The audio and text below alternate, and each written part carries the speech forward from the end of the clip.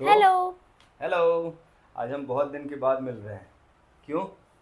क्योंकि हमारा आपका ट्रांसफ़र हो गया था। हाँ, तो मेरा ट्रांसफ़र हो गया था तो मैं कुछ कर नहीं पा रहा था। टाइम नहीं मिल रहा था। अभी बहुत दिनों के बाद टाइम मिला है तो हम फिर से आपके साथ आए हैं। क्यों? फोर्सेस की चैप्टर पढ़ने। क्लास 8 एक्सप्लोरिंग फोर्सेस हम पढ़ेंगे। और मैं नहीं पढ़ाऊँगा, ये नई टीचर आपकी है, ये पढ़ाएगी। ओके, तो I am handing over to this. ठीक है, चलिए। तो सबसे पहले हम जानेंगे कि फोर्सेस होते क्या हैं। तो फोर्स का सिंपल डेफिनेशन है a push or a pull cast on an object. Push या या पुल। पुल। पुश या पुल। Push push. या पुल। और ये ये भी पुश ही था। अच्छा। पर आपको पता है सर, ये ना दो ऑब्जेक्ट के इंटरेक्शन से ही होते हैं। सिंगल ऑब्जेक्ट पे फोर्स नहीं लग सकता, मतलब पे फोर्स लगेगा, पर दो ऑब्जेक्ट का इंटरेक्शन बहुत ज़रूरी है। अच्छा, मतलब एक हाथ से ताली नहीं बजेगी? नहीं, आप ट्राई तो कीजिए। ये नई क्या बात है? ये तो मुझे बहुत पहले से पता है कि एक हाथ से ताली नहीं बजती है। ताली बजाने के लिए दोनों हाथों की जरूरत होती है, या फिर गाल पे पड़ता है तब भी ताली बजती है। हाँ, तो जैसे हम एक हाथ से ताली नहीं बजा सकते, वैसे ही एक सिंगल ऑब्जेक्ट से फोर्स नहीं लग सकता। अच्छा, ठीक है। तो हम आगे पढ़ते हैं। ये क्या है? ये है the blueprint of reality, units, vectors and the mechanics of force. हम ये सारा चीज इस चैप्टर में पढ़ेंगे। अच्छा, ये नीचे ये जेमिनाई नोटबुक, ये क्या लिखा हुआ है? एलएम? नहीं, जेमिनाई नोटबुक क्या है ये? सर, ये स्लाइड एआई से बनाई गई है। अच्छा, एआई से बनाया है? एआई आप यूज करके पढ़ रहे हो तो बहुत गलत बात है। अपना दिमाग नहीं लगा रहे हो। सर, दिमाग तो लगा रही हूँ, पर इससे रेफरेंस ले रही हूँ। अच्छा, तो बच्चों, एआई आपको भी यूज करना आना चाहिए, लेकिन ओवर डिपेंडेंस नहीं होना चाहिए। ये नहीं कि बोल दिया एआई मेरा ये होमवर्क कर दो, ये वाला क्वेश्चन का आंसर लिख दो, और वो जो भी उसने लिखा और आपने बिना सोचे समझे उसको उतार दिया कॉपी पे। तो ये जो है एआई का मिसयूज हो जाएगा। एआई जो आया है ये आपको हेल्प करने के लिए आया है, असिस्ट करने के लिए आया है। और जहाँ तक छोटे बच्चों की बात है, मैं तो बोलूँगा कि आप एआई को आप अपने पेरेंट्स तक ही छोड़ दीजिए, उनको आपके लिए कंटेंट जनरेट करने दीजिए। आप खुद AI at least class 7th 8th तक तो आप एआई बहुत लिमिटेड यूज़ कीजिए। कंटेंट जो है आपको रेडीमेड मिल जाता है बहुत आसानी से, तो ये ठीक बात नहीं है। आपको थोड़ा सा खुद भी पढ़ाई करनी पड़ेगी। तो चलिए हम फोर्स के बारे में पढ़ते हैं। बहुत हो गया। एआई है तो एआई से जनरेट किया है, मैंने तो कर लिया है। चलिए, ये क्या है? The 7 pillars of measurement. तो हम सब ने तो एसआई यूनिट्स के बारे में पढ़ा है। एसआई यूनिट्स मतलब international units, international system of measurement. तो जैसे कि हम देख सकते हैं, इंटरनेशनल सिस्टम ऑफ यूनिट्स जो है वो बेस यूनिट्स है। 7 बेस यूनिट्स होते हैं। क्यों ये जरूरत क्या पड़ गई? ऐसा ही यूनिट क्या है? पहले भी तो था हमारे पास, पॉन्ड था और पता नहीं क्या क्या, डिसमिल, पर डिनार, इतने मीटर। सारे कंट्रीज है, हाँ, हर जगह किसी जगह पाउंड है, किसी जगह केजी है, किसी जगह टन है। तो इतने सारे जगह हम अलग अलग यूज़ करेंगे तो फिर दिक्कत आएगी। इसीलिए एक स्टैंडर्ड यूनिट है, सब में स्टैंडर्ड यूनिट है। तो ये 7 बेस यूनिट्स है, जिनसे फिर बाद में यूनिट्स और भी बनते हैं। तो ये ऐसा यूनिट बनाए गए साइंटिफिक यूज के लिए, क्योंकि साइंटिस्टों को अलग अलग कंट्रीज में एक कॉमन लैंग्वेज चाहिए था। जैसे आपको एक कॉमन लैंग्वेज चाहिए, आप जो बोल रहे हो दूसरा भी समझना चाहिए, आप जो बोल रहे हो उसको रेप्लिकेट करने के लिए कुछ चाहिए। तो इसके लिए ऐसा था कि कुछ ना कुछ एक कॉमन स्टैंडर्ड चाहिए था, उसके लिए ऐसा यूनिट को डेवलप किया सबने मिलके। और ये 7 बेस यूनिट्स हैं, जिसमें ये सेकेंड वो टाइम के लिए यूज़ होता है और उसको स्मॉल एस से डिनोट किया जाता है। सेकेंड है मीटर, जो कि एक लेंथ को डिनोट करता है और उसको स्मॉल एम से डिनोट किया जाता है। तीसरा देखते हैं हम मास का किलोग्राम होता है, उसको हम स्मॉल केजी से डिनोट करते हैं। फिर एम्पियर, जो कि इलेक्ट्रिक करंट के लिए होता है, उसको हम कैपिटल ए से डिनोट करते हैं। फिर टेम्परेचर के लिए केल्विन, जिसको हम कैपिटल ए से डिनोट करते हैं। फिर ल्यूमिनस इंटेंसिटी के लिए कैंडेला, जो कि स्मॉल सी और डी से डिनोट करते हैं, और last base unit mole, amount of substance के लिए, और ये MOL, स्मॉल MOL से डिनोट होता है। तो मोल, और ये मोल जो है स्पेशली हम केमिस्ट्री में बहुत ज़्यादा पढ़ेंगे जब हम आगे जाएंगे, लेकिन फिजिक्स के लिए अभी जो हमें है, जो मीटर हो गया, सेकंड हो गया और केजी हो गया, इसकी बहुत ज़्यादा ज़रूरत पड़ेगी। साथ में एम्पियर और केल्विन भी हम यूज़ करेंगे।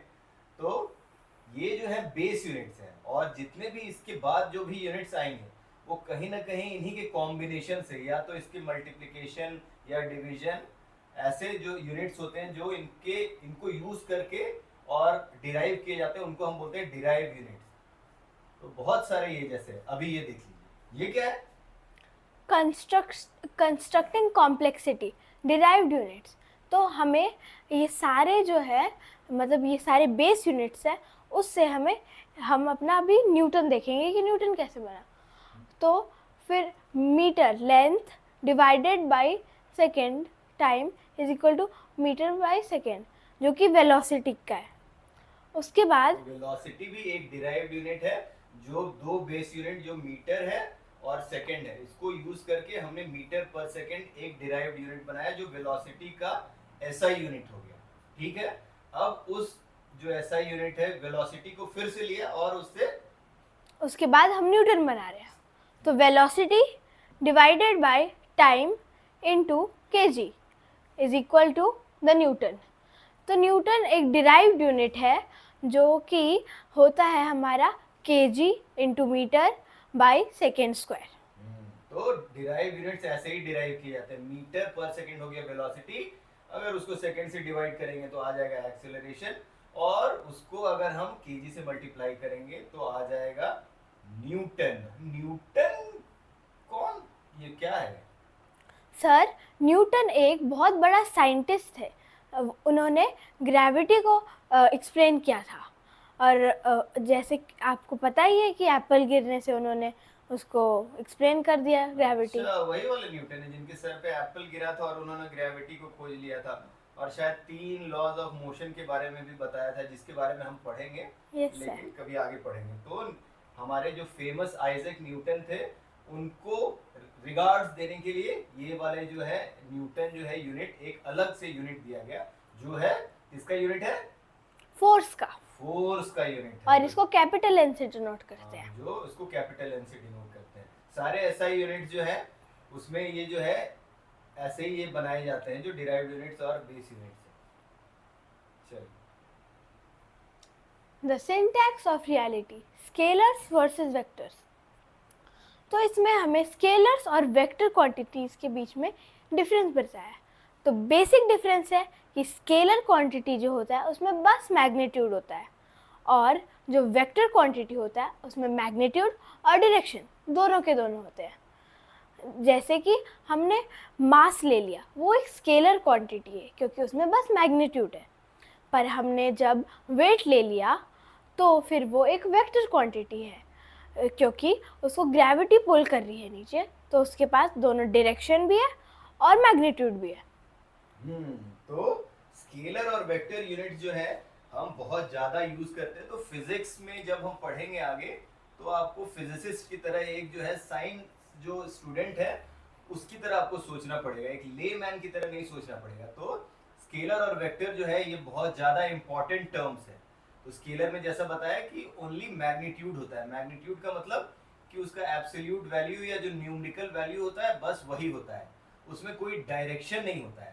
जैसे अगर हम बोलते हैं कि एक कार जा रही है 50 मीटर पर सेकेंड की स्पीड से अगर जा रही है किसी, तो सिर्फ हमने बताया कि 50 मीटर पर सेकेंड जो उसका मैग्नीट्यूड है वही उसके बारे में ही पता है।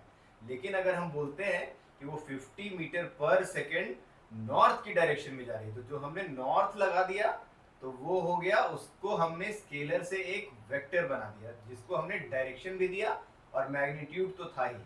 और अगर हम उसको रिवर्स कर देते हैं उसका डायरेक्शन, तो सेम वेक्टर यूनिट को हम माइनस में लिख सकते हैं। तो वेक्टर यूनिट जो है एक तरह से बहुत ज़्यादा यूज होने वाला है। जो स्केलर यूनिट है उसको हम एल्जेब्रा के टर्म्स में प्लस माइनस जो है आराम से कर सकते हैं, जो भी एल्जेब्रिक एक्सप्रेशन है। लेकिन वेक्टर जो है, वेक्टर एल्जेब्रा अलग तरह से होता है, उसका डायरेक्शन होता है उसका एडिशन सब्ट्रैक्शन अलग तरीके से होता है जो आप हायर क्लासेस में पढ़ेंगे, ठीक है। तो ये स्केलर और वेक्टर आपको हमेशा दिमाग में रखना है।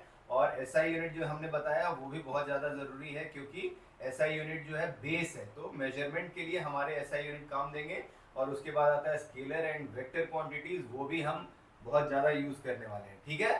तो ये था बेसिक। फोर्स एक वेक्टर क्वांटिटी है और उसको डिनोट करने के लिए हम उसके ऊपर एक छोटा सा एरो भी लगा सकते हैं। तो यहाँ पे एक मोटा मोटी ये एक दिया गया है। स्केलर क्या है, जरा सा पढ़ो। Magnitude only. स्केलर क्वांटिटीज में बस मैग्नीट्यूड होता है, पर वेक्टर क्वांटिटी में मैग्नीट्यूड, डायरेक्शन और पॉइंट ऑफ एप्लीकेशन तीन होते हैं। Scalar quantities obey simple arithmetic addition and subtractions, while vector quantities require vector geometry and directional addition.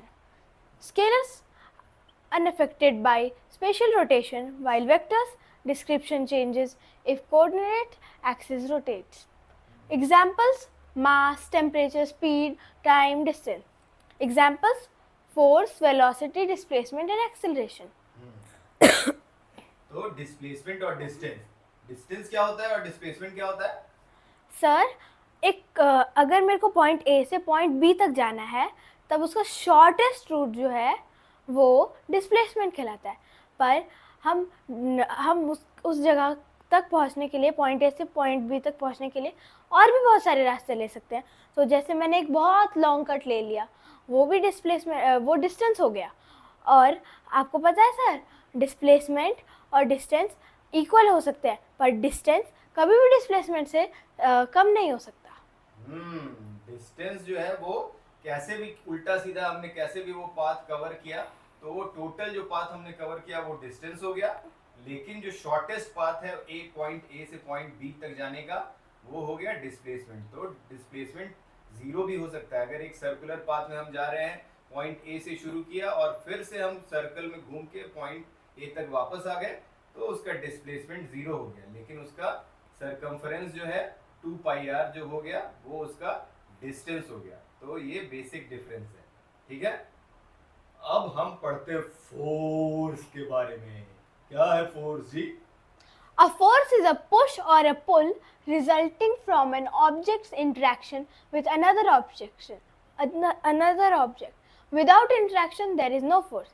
जैसे कि एक हाथ से ताली नहीं बजा सकते, वैसे ही किसी एक ऑब्जेक्ट पे कोई एक ऑब्जेक्ट अकेला फोर्स नहीं लगा सकता। एक हाथ और एक गाल से ताली बज सकती है, आवाज तो आता है। Yes sir. तो सर वो भी फोर्स है। हाँ, वो कैसे फोर्स हुआ? एक ही हाथ है, पर मेरा गाल भी तो टच हो रहा है। तो दो चीजें इन्वॉल्व है, एक गाल भी इसका इन्वॉल्व है और एक हाथ भी इन्वॉल्व है। तो दो चीजों का इंटरेक्शन होना बहुत जरूरी है। Without the interaction of two things जो है फोर्स नहीं लग सकता है, ठीक है। और फोर्स क्या है? एक vector quantity. Force is ultimate vector quantity measured in the SI derived unit of newtons. It is the sole agent capable of causing a mass to change its speed, direction और shape. तो देखते हैं इसका क्या है force. Force किस तरह के होते हैं? दो टाइप के, कॉन्टैक्ट फोर्सेस और नॉन कॉन्टैक्ट फोर्सेस। जैसे कि इसके नाम से ही पता लग रहा है, कॉन्टैक्ट फोर्स मतलब उसमें फिजिकल कॉन्टैक्ट जरूरी है। Require physical touching between objects. Interaction can be direct और इनडायरेक्ट। अगर मैंने एक बॉक्स को हाथ से छुआ, वो भी कॉन्टैक्ट फोर्स है। मैं उसको पुश कर रही हूँ बॉक्स को, वो कॉन्टैक्ट फोर्स है। पर अगर मैंने उस पर रस्सी बांध दी और उसको तब खींच रही हूँ, वो भी कॉन्टैक्ट फोर्स है, क्योंकि मैं उसको इनडायरेक्टली तो टच कर रही हूँ ना। तो वो फोर्स। कॉन्टैक्ट फोर्स क्या होता है? नॉन कॉन्टैक्ट फोर्स, अगर मैंने टच ही नहीं किया किसी चीज़ को पर फिर भी फोर्स लग रहा है, जैसे कि हमारी ग्रेविटेशनल फोर्स, मेरे को ग्रेविटी टच नहीं कर रही पर फिर भी मेरे ऊपर वो लागू हो रही है। Action at a distance, forces whose effect can be experienced through invisible fields without any physical contact. और भी होता है क्या इस तरह का? सर, मैग्नेटिक फोर्स और इलेक्ट्रोस्टैटिक फोर्स, ये भी एग्जाम्पल है। अच्छा, ठीक है, देखते हैं। Contact forces, physical touch is required to initiate interaction. Non-contact force, action at a distance via invisible fields. Muscular force, जैसा मेरा मसल है ना वैसा। फ्रिक्शन क्या है पता नहीं, देखते हैं आगे कि फ्रिक्शन क्या है। फिर नॉन कांटेक्ट में आ गया है मैग्नेटिक फोर्स, इलेक्ट्रोस्टैटिक फोर्स और ग्रेविटेशनल फोर्स। इलेक्ट्रोस्टैटिक क्या होता है जी? सर जैसे कि आपने एक वीडियो में बताया था हाँ। इलेक्ट्रोस्टैटिक फोर्स के बारे में, आपने एक स्केल को बाल में घिसा था हाँ। और उसे पेपर उड़ा के दिखा दिए थे। तो इलेक्ट्रोस्टैटिक फोर्स की फोर्स जो है स्टैटिक इलेक्ट्रिसिटी हमने पढ़ा था। आप अगर 1-2 साल पहले का हमारा वीडियो देखिएगा जो काफी पुराना हो गया, तो उसमें काफी डिटेल में बताया गया है कि ये पॉजिटिव चार्ज क्या होता है, नेगेटिव चार्ज क्या होता है, कैसे ये पॉजिटिव और नेगेटिव चार्ज डेवलप होते हैं, ट्रांसफर कैसे होता है एक जगह से दूसरे जगह, ये सब काफी, और उससे करंट कैसे बनता है, इलेक्ट्रिसिटी कैसे बनता है, पता नहीं क्या क्या बताया था, याद नहीं है मुझे। एक बार आप जाके थोड़ा सा वीडियो देख लीजिएगा, आप याद कर लीजिएगा। इलेक्ट्रोस्टैटिक फोर्स जो है स्टैटिक है, उसमें प्लस और माइनस जो चार्जेस रहते हैं उनके कारण जो इंटरेक्शन होता है वो फोर्स जो है इलेक्ट्रोस्टैटिक फोर्स है, मोटा मोटी इतना समझ लीजिए। उसके बाद आता है ये ग्रेविटेशनल फोर्स। ग्रेविटेशनल फोर्स क्या है? अभी जैसे बताया कि अभी मैं अगर मैंने इस क्लच को नीचे गिराया तो ये नीचे गिर गया, पर ग्रेविटी इसको टच तो नहीं कर रही है, ये अपने आप ही नीचे गिर गया क्योंकि ग्रेविटी उसको दूर से ही पुल कर ले रही है, वो उसको कांटेक्ट की कोई ज़रूरत नहीं है। तो ग्रेविटी जो है क्या होता है? ये अर्थ और ये ऑब्जेक्ट के बीच में ही होता है क्या? Yes sir. ग्रेविटी जो होता है, ग्रेविटेशनल फोर्स, कोई भी दो ऑब्जेक्ट, कोई भी, ऐसा नहीं है कि अर्थ ही इन्वॉल्व हो, कोई भी दो ऑब्जेक्ट, एक बॉल हो सकता है, एक सेब हो सकता है, उन दोनों के बीच में भी ग्रेविटी का फोर्स लग रहा है। तो ग्रेविटी जो है अपने आप में कोई भी दो ऑब्जेक्ट जिनमें मास है उनके बीच में हमेशा कहीं ना कहीं ग्रेविटेशनल फोर्स लगता है, जो डिस्टेंस के उनके इनवर्स के स्क्वायर पे डिपेंड करता है। सर मतलब मेरे दोनों हाथों के बीच में भी ग्रेविटी है? ग्रेविटी है, ग्रेविटी है। यहाँ पे पेंसिल और ये क्या बोलते हैं, वो जो यहाँ पे टीवी है उसके बीच में भी ग्रेविटी है। लेकिन कौन किसको पुल कर पाएगा वो डिपेंड करेगा कि दूसरा जो ऑब्जेक्ट है कितना बड़ा है। जैसे अर्थ के कंपैरिजन में, मतलब हमारे कंपैरिजन में अर्थ बहुत बड़ा है, तो अर्थ हमें अपनी ओर खींचेगा, हम भी खींच रहे हैं अर्थ को अपनी ओर, लेकिन बहुत नेग्लिजिबल वो फोर्स है। तो नेट फोर्स जो है, फोर्स हमेशा जो होता है वो नेट फोर्स देखते हैं प्लस और माइनस करके। फोर्स जो है फाइनल फोर्स, आप किस डायरेक्शन में आपको मूव करना है वो डिपेंड करता है नेट फोर्स पे। नेट फोर्स क्या होता है कि आपका जो है, आपको कौन खींच रहा है और आप किसको खींच रहे हैं, जो दोनों का रिजल्टेंट फोर्स होता है, पॉजिटिव प्लस और माइनस करके जो नेट फोर्स होता है वो डिटरमाइन करता है कि किस डायरेक्शन में आपको जाना है। तो ग्रेविटी भी जो है हमेशा दो बॉडीज के बीच में लगते हैं। तो अर्थ पे ग्रेविटेशनल पुल जो है काफी ज्यादा है। मून पे अगर जाएंगे तो वहां पे वो, क्योंकि उसका मास कम है, तो वहां पे थोड़ा ग्रेविटेशनल पुल कम रहेगा। हमारा वेट जो है वहां पे ऑलमोस्ट 1/6 के आसपास हो जाता है। किसी और प्लेनेट पे कुछ और कम हो जाता होगा। तो ये हो गया नॉन कांटेक्ट फोर्सेस, ठीक है। अब कांटेक्ट फोर्सेस में एक और जैसे बताया कि मस्कुलर फोर्स। हाँ, मस्कुलर फोर्स तो हम हमेशा लगा रहे हैं, दिन भर लगा रहे हैं। अगर हमें चलना है तब भी हमें मस्कुलर फोर्स को लगा के सीढ़ी के ऊपर जाना है या सड़क पे चलना है, या अगर हम खाना भी खा रहे हैं तो हमारे पेट के मसल्स काम कर रहे हैं। तो सर हमारा हार्ट भी मसल है, वो भी हम जिंदा है उस मसल के कारण, हम उसी मस्कुलर फोर्स के कारण जिंदा है। चलो अच्छी बात है। कांटेक्ट फोर्सेस, ये फ्रिक्शन के बारे में बताया था ना। अब ये देखो थोड़ा सा फ्रिक्शन के बारे में देखते हैं। The force which comes into play when an object moves or tries to move over another surface. Friction is a contact force that always acts in a direction opposite to the direction of the motion. It is a product of surface interlocking and resistance. तो force, ये friction जो है एक special type का contact force है। वो हमेशा क्या होता है, मोशन को अपोज करता है। मोशन को अपोज करता है, मान लेते हैं कि या तो मोशन हो रहा है तब वो लगेगा, या जस्ट मोशन होने के पहले। मान लेते हैं हमने पुश करना, एक भारी सामान को, एक बास्केट है उसको हम पुश कर रहे हैं, वो मूव तो होना शुरू नहीं हुआ, लेकिन वो मूव होना नहीं शुरू हुआ है, लेकिन उस पर फ्रिक्शन लगना शुरू हो गया, क्योंकि हमारा जो फोर्स है उस फ्रिक्शन फोर्स को ओवरकम नहीं कर पा रहा है, इसलिए वो मूव नहीं कर रहा है। जिस समय हमने उस स्टैटिक फ्रिक्शन फोर्स को ओवरकम किया तो वो फिर मोशन में आ जाएगा। जैसे हमने बताया था कि नेट जो फोर्स है वही डिटरमाइन करता है कि मोशन आएगा कि नहीं आएगा। तो अगर फ्रिक्शनल फोर्स से ज्यादा फोर्स हम लगाते हैं तब वो मूवमेंट शुरू हो जाता है। तो नेट फोर्स वो ज्यादा हो गया, ठीक है। तो लेकिन एक और चीज है, ये हमेशा जो होता है फ्रिक्शन जो है हमेशा अपोज करता है मोशन को कभी सपोर्ट नहीं करता है। तो लेकिन स्टैटिक बॉडी है, अगर उस पर कोई फोर्स नहीं लग रहा है तो फ्रिक्शन फोर्स भी जीरो होगा। तो ये डायनेमिक एक तरह का फोर्स है, और जो थोड़ी देर के बाद फिर जो है अपने आप के लिमिट में आ जाता है, उसको क्रॉस करने के बाद वो एक तरह से फिक्स हो जाता है और मोशन उसको उस डायरेक्शन में जाने लग चल। ये जैसे गाड़ी रहती है, तो गाड़ी हो गई या हमें पैदल भी चलना है तो हमेशा फ्रिक्शन फोर्स के बिना हम चल नहीं सकते हैं। स्नो पे चलते हैं तो क्या होता है, स्नो पे चल पाते हैं क्या? क्योंकि वहां पे मुश्किल होती है चलने में, क्योंकि वहां पे बहुत स्लिपरी होता है। उसका जो ये दिखाया है, ये जो ये देखिए यहाँ पे जो दो बॉडीज रहते हैं उनके बीच में बहुत छोटे छोटे माइन्यूट गैप्स टाइप के रहते हैं अनइवन, जिसके कारण इंटरलॉक हो जाते हैं, जिसके कारण फ्रिक्शन फोर्स लगता है। अगर हम उस गैप को भर दे किसी चीज से तो वो फ्रिक्शन फोर्स जो है वो कम हो जाएगा। तेल लगा दे या स्नो कवर कर दे या इस तरह की चीजें कर दे। जो पहाड़ों में जब गाड़ियां जाती हैं बर्फ के समय में, तो ब्लैक आइस के कारण फ्रिक्शन जो है बहुत कम हो जाता है।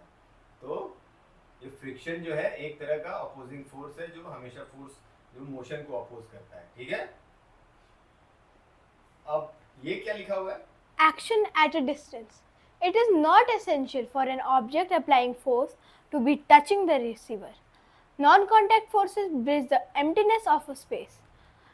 They operate through invisible influence fields, transmitting pushes and pulls without a single point of physical contact. जैसे कि हमने एक वीडियो में मैग्नेटिज्म के बारे में भी पढ़ा था। वो इतने दूर से ही मैग्नेट्स चिपक भी जाते थे, और यहाँ से अगर सिमिलर पोल्स होते थे तो एक दूसरे को रिपेल भी कर देते थे। तो ये एलएम ने, नोटबुक एलएम ने लंबे चौड़े चीजें बता दी है।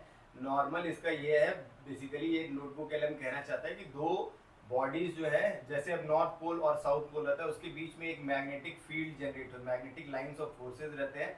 जहाँ पे कोई अगर मैग्नेटिक ऑब्जेक्ट आता है तो वो फोर्स वो एक्सपीरियंस करता है वहाँ, या तो वो अट्रैक्ट होगा या रिपेल होगा। अगर मैग्नेटिक दूसरा मैग्नेट लाते हैं तो वो या तो अट्रैक्ट हो सकता है या रिपेल हो सकता है। अगर कोई लोहा के सामान लाते हैं तो हमेशा अट्रैक्ट होगा।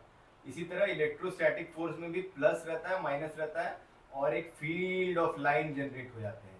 इसी तरह ग्रेविटी जो है उसका भी अपना एक ग्रेविटेशनल फील्ड जनरेट होता है, जहाँ पे अगर कोई भी ऑब्जेक्ट आएगा तो उसकी बॉडी की ओर खींचा चला जाएगा। तो इसका मोटा मोटी कहने का मतलब ये है, ज़्यादा बाकी दिमाग लगाने की जरूरत नहीं है। नॉन कॉन्टैक्ट में हो गया, अभी जैसे फिर से बता रहा है, ये मैग्नेटिक फोर्स हो गया, इलेक्ट्रोस्टैटिक फोर्स हो गया, बताया अभी। ये सब ये मैग्नेट्स एक दूसरे को दूर से रिपेल कर ले रहे हैं। अच्छा, ग्रेविटी भी पुल कर रही है, पर इन दोनों के बीच का फोर्स ज्यादा है, इसीलिए ये दोनों रिपेल कर ले रहे हैं। अगर ग्रेविटी ज्यादा रहती तो वो नीचे टपक गया रहता, उसमें चिपक गया रहता, लेकिन यहाँ मैग्नेटिक फोर्स जो है वो ग्रेविटेशनल पुल को ओवरकम उससे ज्यादा है, तो वो रिपेल कर रहा है। और उसी तरह ये दोनों बैलून्स जो है सिमिलर चार्जेस हैं, इनमें दोनों में माइनस है, इसीलिए एक दूसरे को रिपेल कर रहे हैं। तो यही मोटा मोटी, ज्यादा दिमाग, यही सब सिंपल सिंपल चीजें हैं। नॉन कॉन्टैक्ट आपके 8th क्लास की बुक में ज्यादा है नहीं बताने के लिए। नॉन कॉन्टैक्ट जो है यही ग्रेविटेशनल फोर्स के बारे में जैसे बताया कि ग्रेविटी जो है हमेशा अट्रैक्टिव फोर्स है, ये रिपेल नहीं करता है। जैसे मैग्नेटिक फोर्स जो था वो रिपेल भी करता था, दो अगर ये आ रहे थे, लेकिन ग्रेविटी के केस में ऐसा नहीं है, वो हमेशा अट्रैक्ट करता है और सेंटर ऑफ जो बॉडी है उसकी तरफ, जैसे सेंटर ऑफ द अर्थ है तो उसकी तरफ ये हमेशा अट्रैक्ट करता है। तो इसका डायरेक्शन रहता है हमेशा जो है towards the centre of the जो अर्थ है, तो उसकी तरफ। इसीलिए हम ग्रेविटी को बोलते हैं कि that is a vector quantity, because magnitude भी है और डायरेक्शन भी है। चलिए, द ग्रैंड डिस्टिंक्शन। अब ये थोड़ा ये मास और वेट के बारे में सबको कंफ्यूजन रहता है। यहाँ मेरी लड़ाई होती रहती है कि ये जो हमारा जो नीचे जो वेइंग मशीन है वो वेट मेजर करता है कि मास मेजर करता है कि क्या, फलाना ठिकाना क्या करता है, बताओ तो थोड़ा। मास, ये हमारा वेइंग मशीन जो है वो एक्चुअली हमें केजी वो दिखाता है, पर वो हमें एक्चुअली में उसका यूनिट जो है वो न्यूटन होना चाहिए, क्योंकि वो हमारा वेइंग मशीन हमें वेट नहीं मास दिखाता है।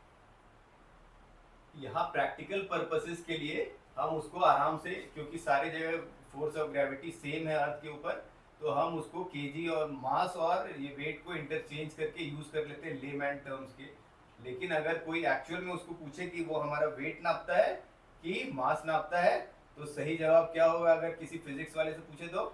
मास मास हमारे मास? यस मास नापेगा वो?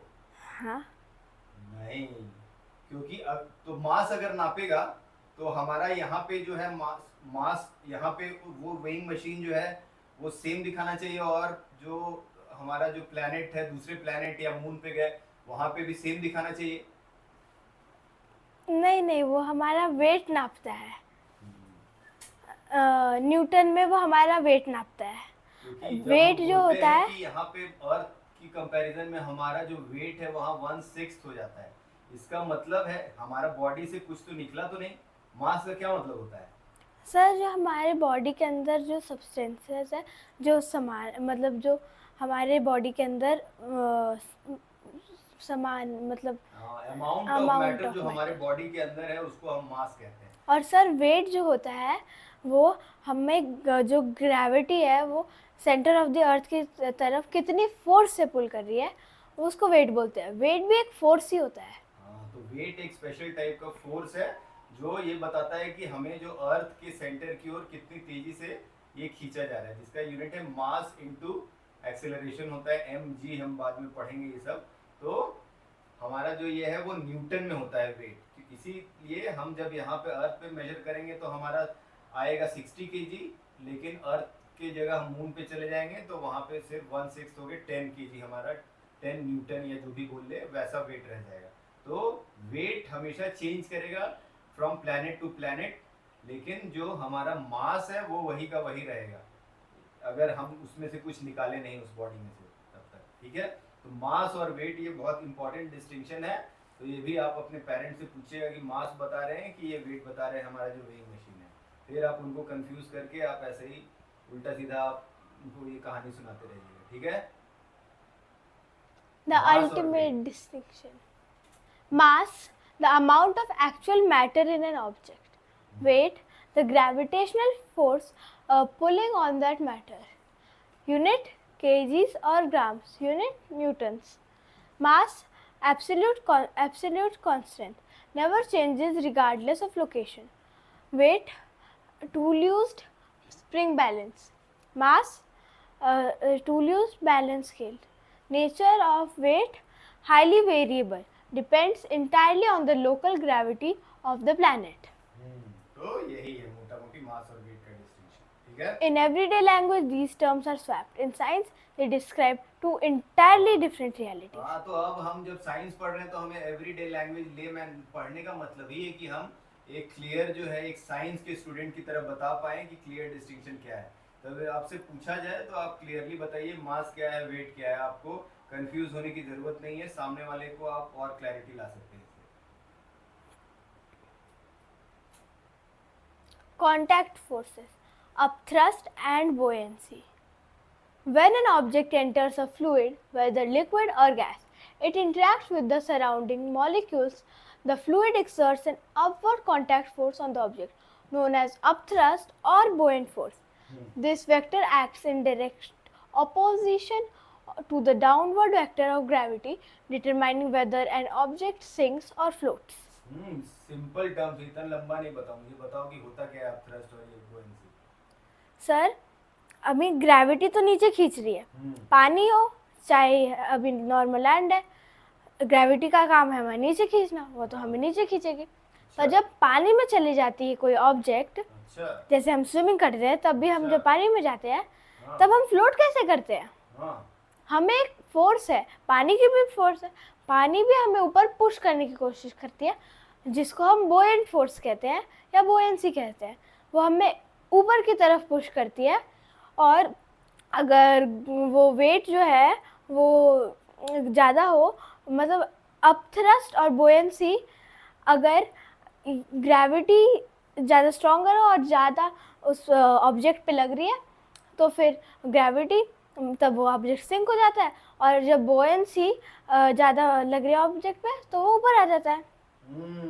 तो ये बुओयंसी जो है ये फ्लूइड्स जो है हमारे ऊपर लगाता है और वो ग्रेविटी को अपोज करता है।